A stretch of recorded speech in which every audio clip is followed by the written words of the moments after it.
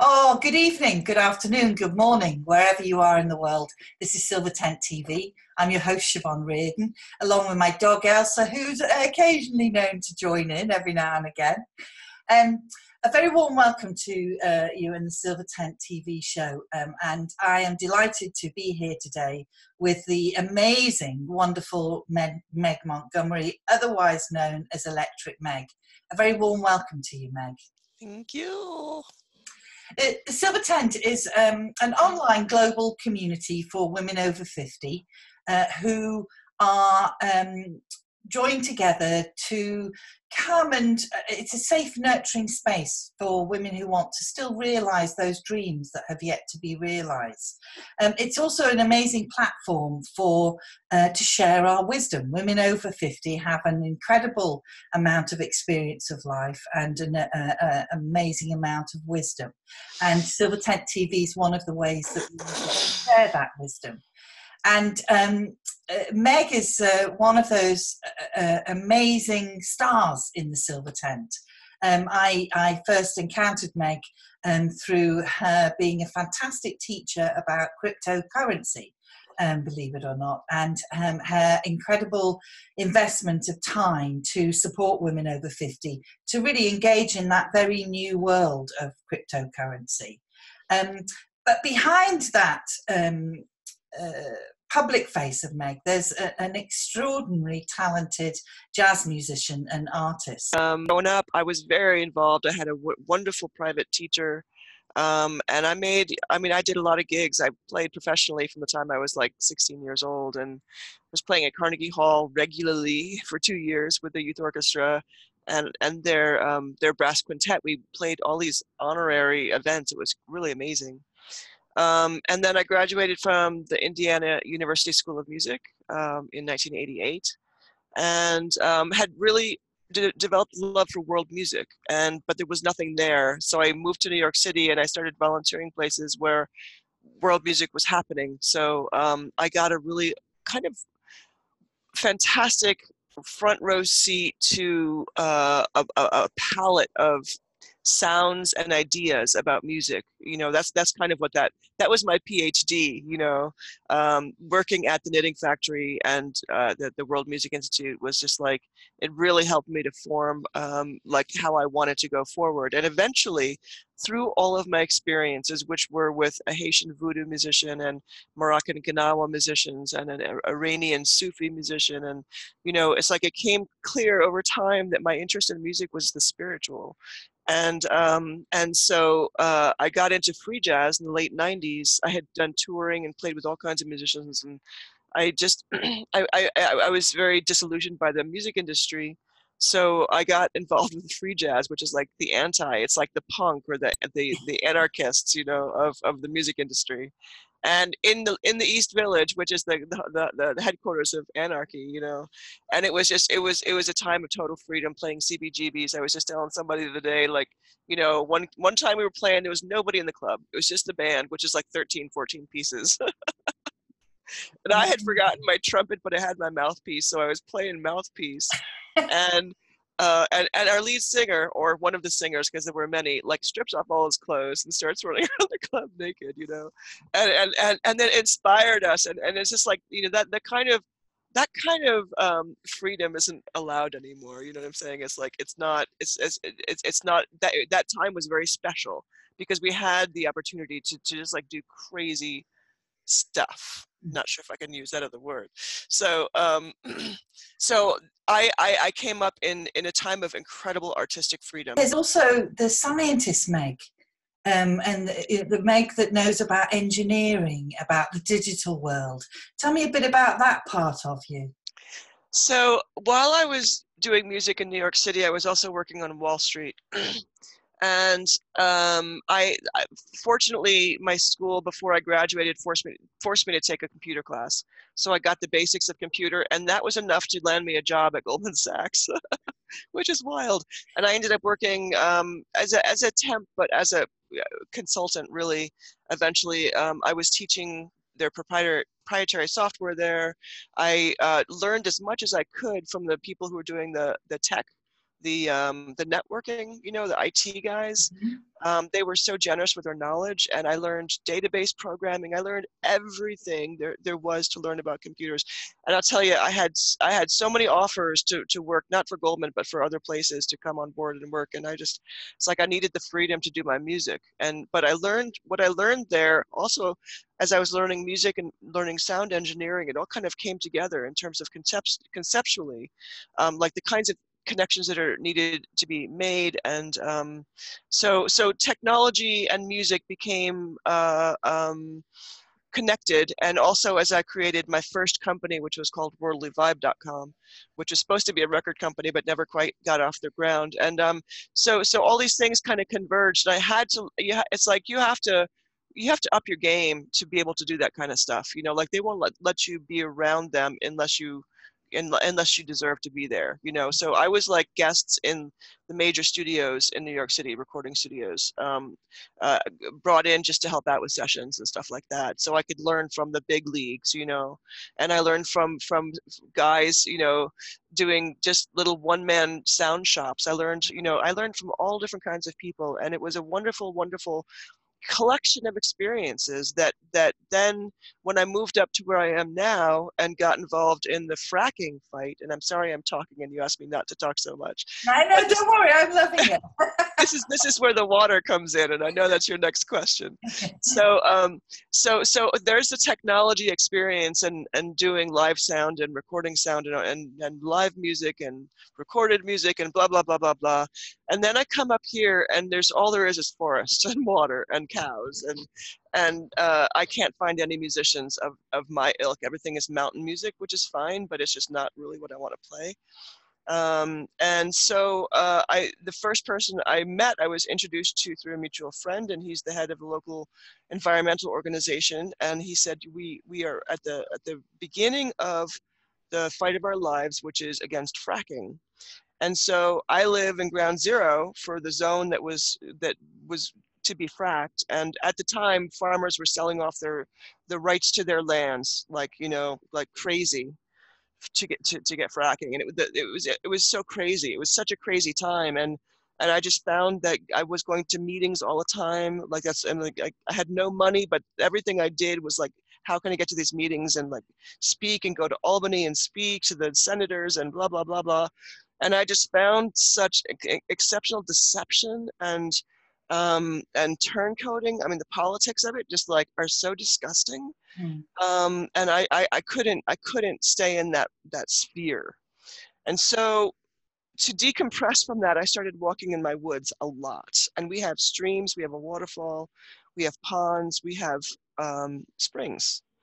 And so I just started listening to the water to find some sense in the world, you know. And then I started seeing patterns in the water, and then the tonality of the water just was so soothing, and really like, oh my goodness, like you go down there and you just like sit by the brook, no matter how mad you are or frustrated, it's like instant calm, instant calm.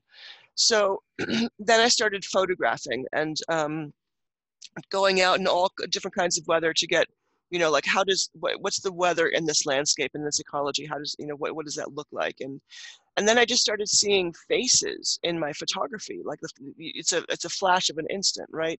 So whether it's a cloud or a water rushing down a brook or snowflakes or whatever, it's like you capture an instant right there, and it's amazing what you capture in those instants.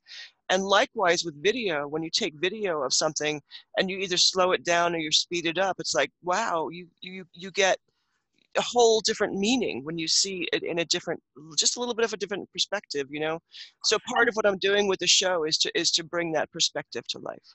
Okay, before we talk about steam, because there's a third element that I want to bring in here now, and you've touched on it with walking on the land and being with the water, is that kind of spiritual and that quantum, the world of the quantum. That yeah, and you run a course, don't you, every year about you. the quantum world. Thank you so much. Tell us, yeah, a bit about that.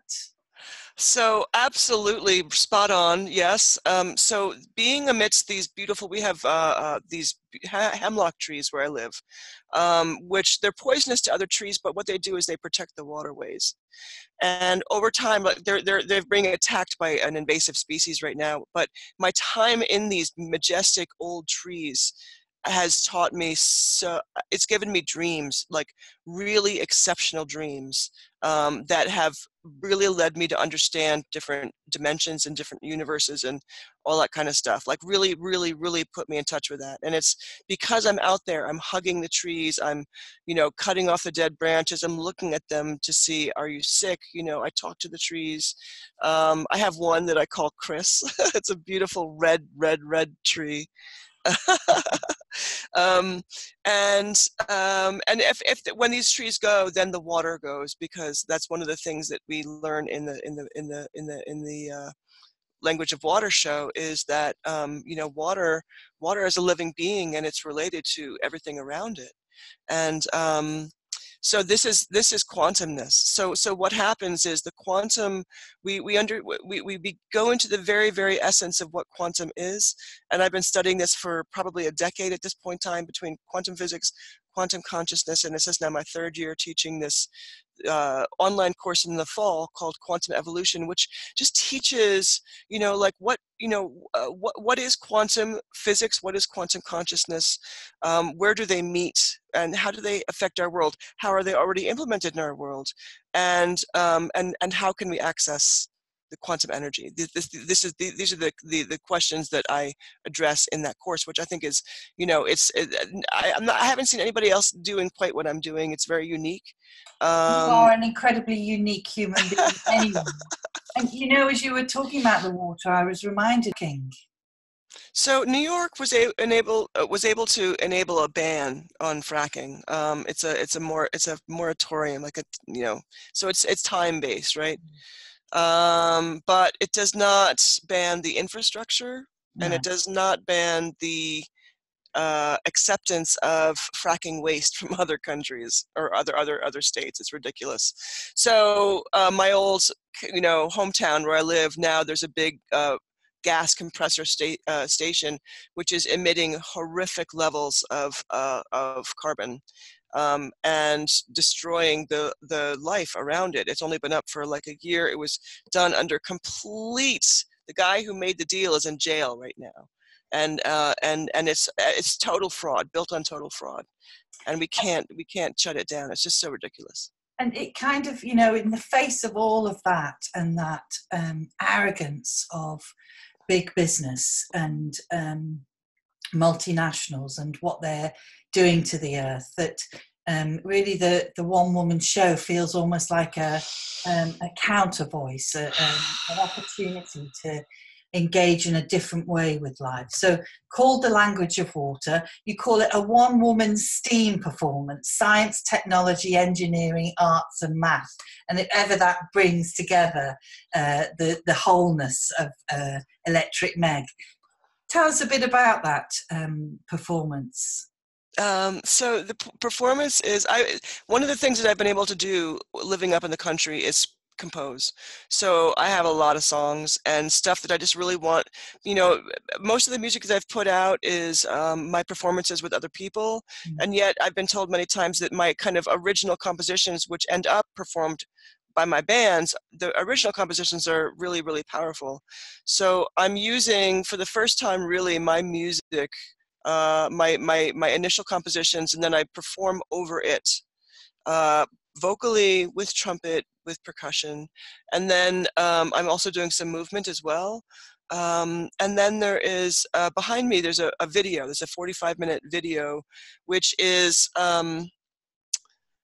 a combination of my videos of water, my graphic design around water, and my photography as well. So it's beautiful. It's beautiful to watch, but it's completely. I'm actually in the midst of transforming it right now into a much more engaging dialogue, not a dialogue, but a story to be whatsoever. I've been on the stage for so long.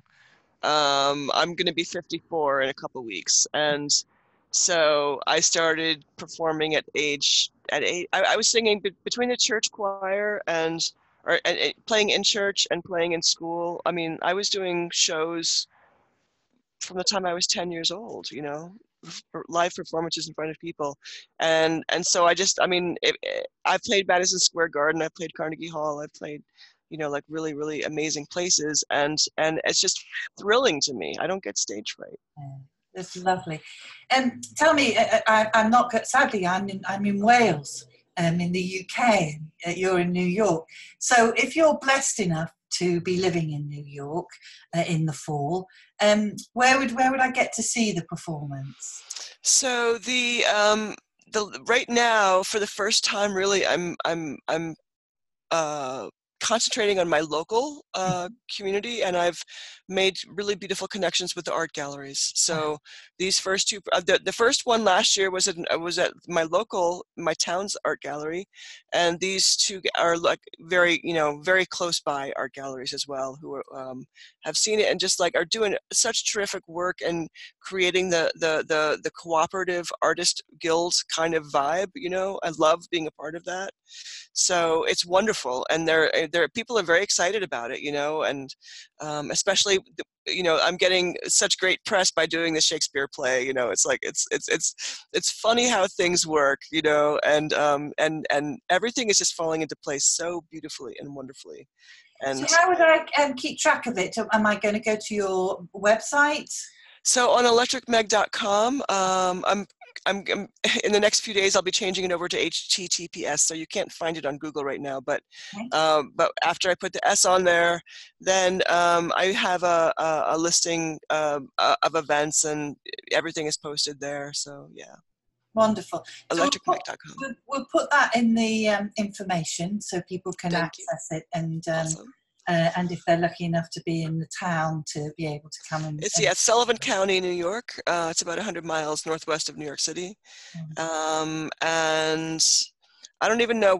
We're still finalizing dates on them, so I don't have the dates at this point in time. But then I'm hoping that next year, bigger venues, I'll be putting it out. Once I have a better recording of it from last year, I'll be putting it out to schools and universities and stuff like that. So hopefully I'll, within the next year or two, I'll be touring it around the world. That's my goal. and you'll be very welcome here in Wales, I can tell Awesome. You guys can help me make it happen, right? Absolutely, absolutely. Awesome. Meg, we've run out of time, but what an extraordinary, your originality and your holisticness really shines through. It's been a delight getting to know you in this Likewise. way. And thank you so much for your time. And I'm looking forward to seeing how the show unfolds for you. Oh, thank you so much. So am I. Really fun times. Wonderful. Thank you. This is Siobhan Reardon signing out. Wherever you are in the world, if the sun isn't shining in your skies, may it be shining in your hearts. Elsa and I say farewell. Bye-bye.